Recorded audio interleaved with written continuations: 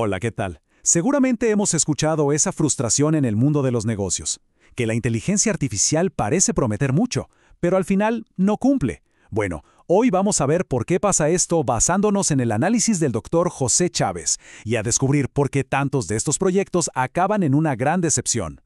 Y claro, esta es la frase que resuena en muchas empresas después de invertir un montón de tiempo, dinero y esfuerzo en una iniciativa de IA que simplemente no funcionó.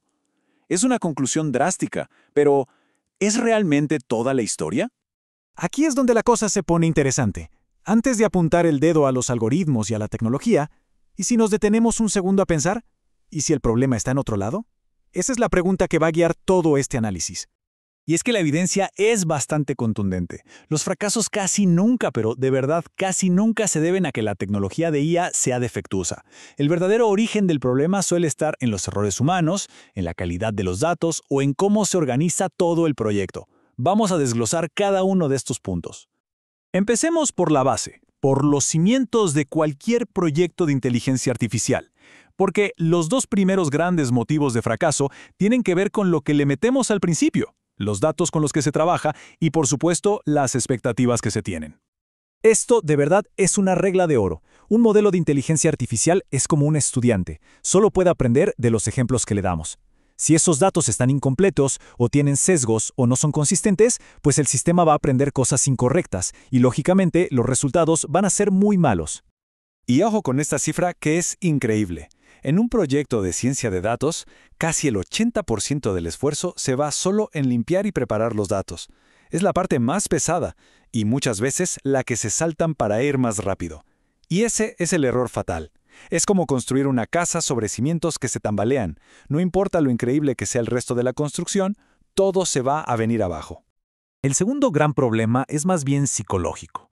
Se llama optimismo tecnológico, y es esa idea que nos lleva a pensar que la tecnología va a ser magia, que va a dar resultados espectaculares de un día para otro. Y bueno, la realidad del desarrollo de la IA es muy distinta. Estas ideas son súper comunes. Se piensa que la IA es una especie de varita mágica que va a resolver todos los problemas, que va a funcionar al instante sin que nadie la supervise y que además se va a adaptar sola a cualquier cambio. Claro, cuando la realidad golpea y vemos que necesita datos de calidad y una implementación súper cuidadosa, la decepción es gigante y la culpa se la lleva la tecnología. Muy bien, ahora pasemos a ver cómo influyen las personas en todo esto, porque los siguientes dos problemas tienen que ver con quién está al mando del proyecto y las decisiones que se toman sobre dónde y para qué usar la inteligencia artificial. Esto es algo que vemos muchísimo hoy en día. Con este boom de la IA, de repente han aparecido un montón de supuestos expertos que en realidad no tienen la formación matemática y estadística que se necesita. ¿Y esto a qué nos lleva? A proyectos mal hechos y a resultados en los que simplemente no se puede confiar. La diferencia es abismal.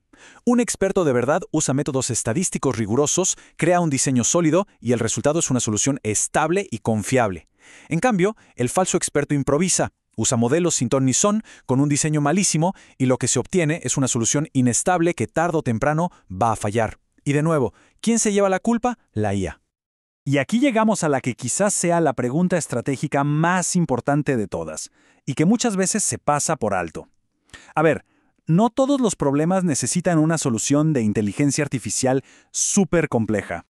Exacto, elegir mal el problema es un error de base. A veces, una solución mucho más simple, como un algoritmo sencillo o hasta una buena regla de negocio, funciona perfectamente. Usar una red neuronal para algo simple es como querer romper una nuez con un mazo. Es excesivo, es ineficiente y no tiene sentido. Y bueno, llegamos al quinto y último motivo de fracaso más común. Este es más un error de perspectiva. Es creer que la IA es un software que se instala y listo, se acabó, en lugar de entenderla como lo que realmente es, un cambio profundo para toda la organización. El punto clave aquí es que la IA no funciona en una burbuja. Para que de verdad tenga éxito, tiene que estar súper integrada en la forma de trabajar de la empresa, y eso inevitablemente significa hacer cambios importantes.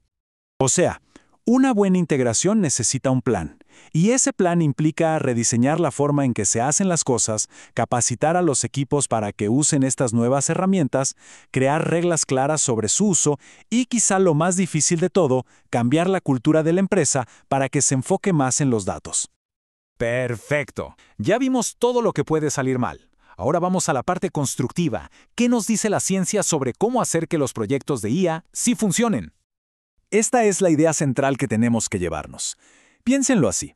Un coche es un invento increíble, pero si alguien intenta manejarlo sin saber cómo, lo más probable es que choque. ¿Eso significa que los coches no sirven? Claro que no. Lo mismo pasa con la IA. Que una implementación falle no quiere decir que la herramienta sea inútil. Entonces, ¿cuál es la receta para el éxito? Primero, una base sólida de datos limpios y de calidad. Segundo, el talento de expertos de verdad. Tercero, la inteligencia para elegir el problema correcto. Cuarto, el rigor para seguir metodologías que ya han demostrado que funcionan, como CRISP-DM, que es básicamente como un mapa estandarizado para estos proyectos. Y por último, la visión para integrar todo esto en la empresa. Y con esto cerramos el círculo. La próxima vez que oigamos que un proyecto de IA no funcionó, en lugar de culpar a la tecnología, la evidencia nos dice que hay que mirar la estrategia, la calidad de los datos y las personas que estuvieron a cargo. Al final, la pregunta que queda en el aire es esa. ¿Realmente está fallando la tecnología o lo que está fallando es la estrategia? Es una invitación a mirar hacia adentro y recordar que una herramienta tan poderosa como esta necesita conocimiento, necesita planificación y sobre todo una ejecución impecable. La culpa no es del martillo, sino de cómo lo usamos. Gracias por acompañarme.